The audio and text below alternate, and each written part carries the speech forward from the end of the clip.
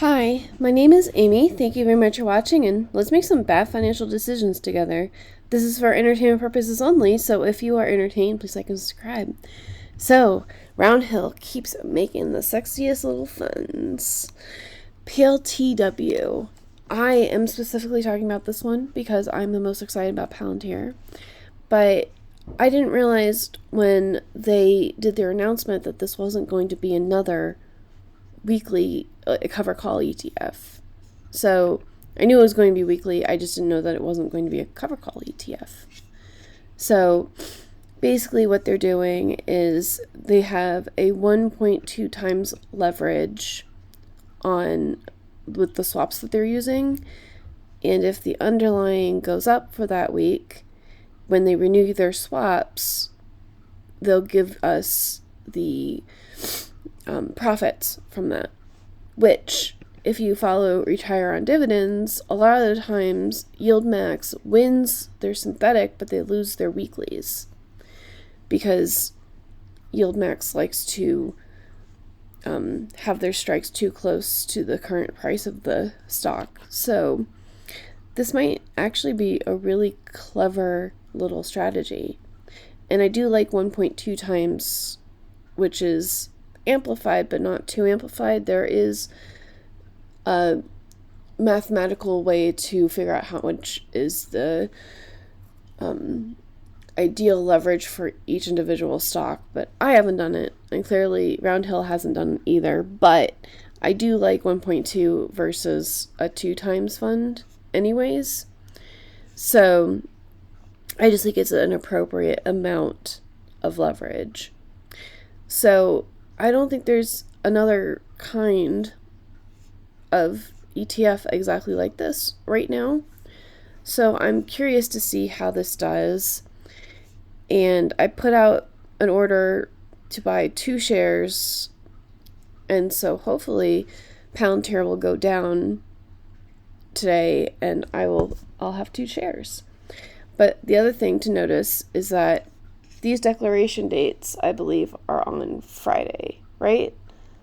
Right? Let me pull up my calendar. Yeah, next Friday. And they pay out on the 4th, which is a Tuesday. And since Robinhood usually pays out on the night, that means I'll have it available on Wednesday, which means I could buy in on before declaration date or just wait until the ex-div date for all the other weekly pairs and buy the dip. So I think that this will be a really good, this will be kind of like how Yield Max was at the beginning, where we have, the YMAX and the XDTE, everything on a Wednesday, and then we can use that money to buy into the funds, the single stocks on Friday, and then use the ones on Friday to pay into the Wednesday ones. And so I think this is really clever. I like it a lot, but I know that some people are not that comfortable with leverage, and this doesn't cap the upside, which is nice, but it does amplify the downside. So if, for example, Apple decreases by 83.33%, you will lose all of your money. But that's why you have to pick companies that you believe in, that you believe will have momentum going forward. So I'm really looking forward to these, and then also their answer to YMAG and YMAX and 5e and FEET, because my appetite for single stock, besides, MicroStrategy, is waning. I would rather have a basket of stocks, and that way if one goes up, I'm not missing out, but if it goes down, then I have a cushion that's not too diversified, so we're still getting really good returns on things. So I happen to like and have good impressions of Roundhill, and they've been pretty good with, keeping us NAV stable. So I am more inclined to give Roundhill the benefit of the doubt that they think this will work out in our favor, and I see how this would be good. And most leveraged ETFs do use swaps over creating a synthetic, and that's because there is less of a tracking error and they have more leeway in how they write the swap. So this should be good. But if it goes down, I think it'll be return of capital, which might erode this even faster. So it could go either way, and hopefully, we have a bull market and stocks only go up, right? Right. So yesterday was the declaration date for all the Wednesday funds. So if I had put $9,470 into XDTE, I would have gotten $41.35. And XDTE is being very stable. So, and then SDUI is paying just a little bit more, but this is also its first distribution or second distribution. First distribution. So, we're just going to have to keep up because that's not enough of a sample size to figure out if SDUI is actually going to pay more and be as NAV stable as XDTE. We just don't know yet. But I do know that with $9,470, I got $352.92. So the way that this works is I will be getting more money from my SPY until something extreme happens and I lose a lot of money out of pocket. But I don't know. I mean, given enough sample size, maybe if I do this for a whole year, we can see, would the catastrophic event happen? Because I would rather have $352 off of the S&P 500 than, 41 cents. And I mean, that's just me.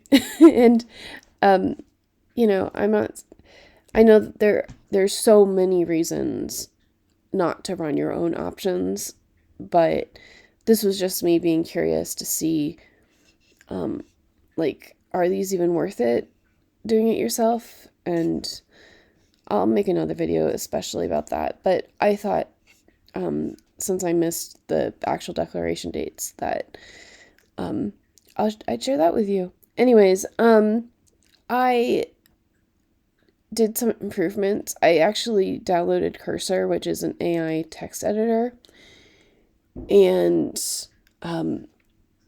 it's been fun. I actually got the automated script to work. However, I tried to do another feature on YieldMite 2 and it broke dev, so I had to revert everything. So AI is really great, and it will help me to get more features out even quicker, but it also is not I still have to know what I'm doing in order to leverage it.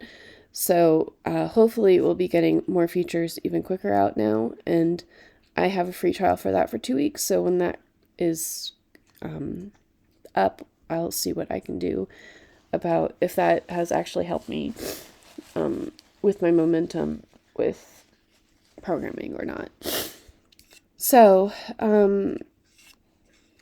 I wanted to talk a little bit about, because Trader also has weekly swaps. They don't pay out the difference with the swap. They just go up, but it's using the same technique ish. And it's been a while since I've actually looked at Trader. I just think that this is a cool experiment, because usually TQQQ, they're only trying to get 3x of that day and not setting it so that they're targeting 2x for the whole week. So there's less data decay if you're going to be holding these leverage funds for longer periods of time.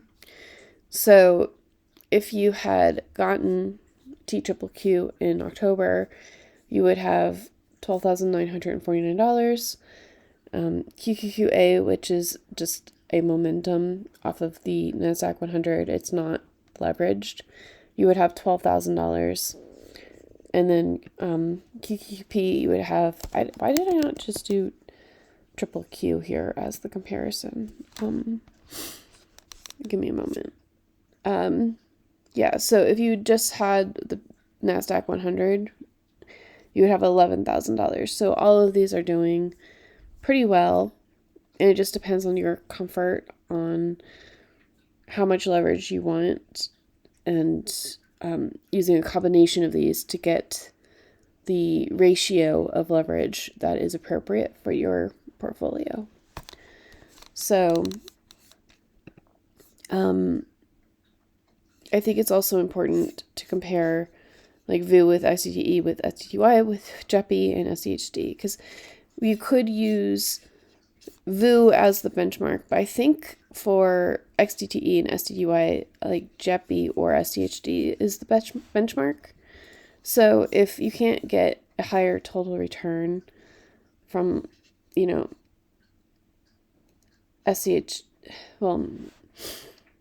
SDHD only returns like 3.64% or something like that. So if you need income, then, these are not bad options, and you get more money than if you had just done JEPI, which only does like a 7% return. So we got that going for us, which is nice. Do you like this new technique? I'll admit that I read the prospectus yesterday, and I read the leverage part because that was the uniqueness of this, but I just assumed that there were cover calls on it, and I just stopped reading the prospectus. But then I was reading something this morning and I realized I was wrong. And so I didn't want to put disinformation out on the internet. And I think this is interesting because yield max, from what I've observed, they do wind up winning the underlyings more often than they win the weeklies, but their synthetics are usually out like a month or two. So we'll see if this works or if it falls flat on its face. So, and you all know that I like experimentation with these ETFs. I think that there are opportunities for us to improve on how to get income from the market. So, if we look at Financial Philharmonics, what I did yesterday was the 9 to 5 Millionaire, which is I was trying to have it be a country song, but I think it wound up being a pop song. But just if you work your 9 to 5 and you diligently invest, you'll be a millionaire one day. And Let Me Breathe is a theatrical ballad about how if the universe could please stop sending me these emergencies while I'm trying to build my emergency fund for a second, that'd be really great. And then liquor, ladies, and leverage are the way that smart men lose their money. So I will talk to you all later. Bye.